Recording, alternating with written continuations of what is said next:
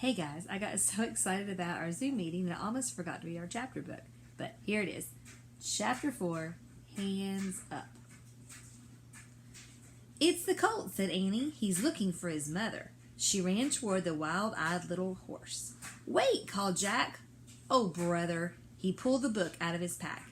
He found a chapter titled Horses of the Wild West, and he started reading. At the end of the 1800s, over 1 million wild horses called mustangs wandered the West. These tough, fast horses were descendants of runaway Spanish horses. Mustang herders captured them and sold them to ranchers. Breaking a wild mustang took great skill.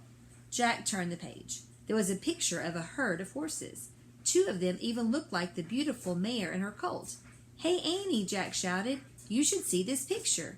Annie didn't answer. Jack looked up. Annie was trying to get close to the young mustang, but it kept darting away. Watch it, he's wild, said Jack. Annie was speaking softly to the colt. She slowly reached out and grabbed the end of his rope. Still talking to him, she led him to a broad wooden post. Stop, don't do anything, said Jack. He flipped the pages of his book. He found a section called How to Treat a Horse. The basic rules on how to treat a horse are simple. A soft hand, a firm voice, and a sunny attitude. Praise and reward.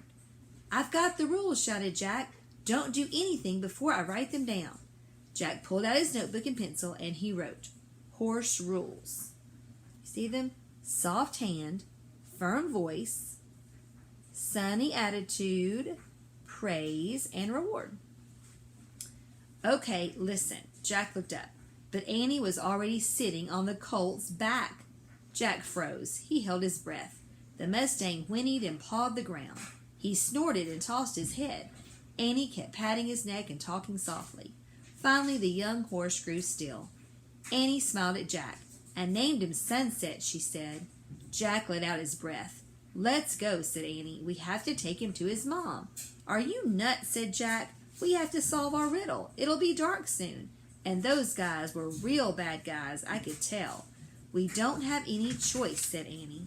Oh, brother, Jack knew she wouldn't change her mind. Let's see what the book says. He read more about mustangs.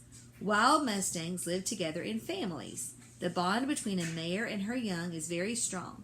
His sounds of distress or hunger will always bring her to him.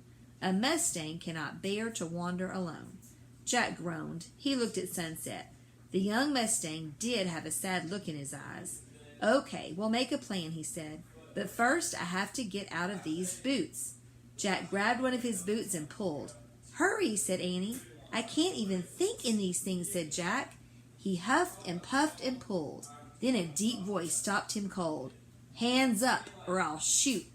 Jack let go of his boot. He raised his hands in the air. So did Annie. A cowboy rode out of the alley. His face was bony and tanned. He was riding a gray horse and pointing a 6-shooter. I reckon you're the smallest horse thieves I've ever come across, he said. And that's the end of Chapter 4. Chapter 5, tomorrow is called Slim. I'll see you then.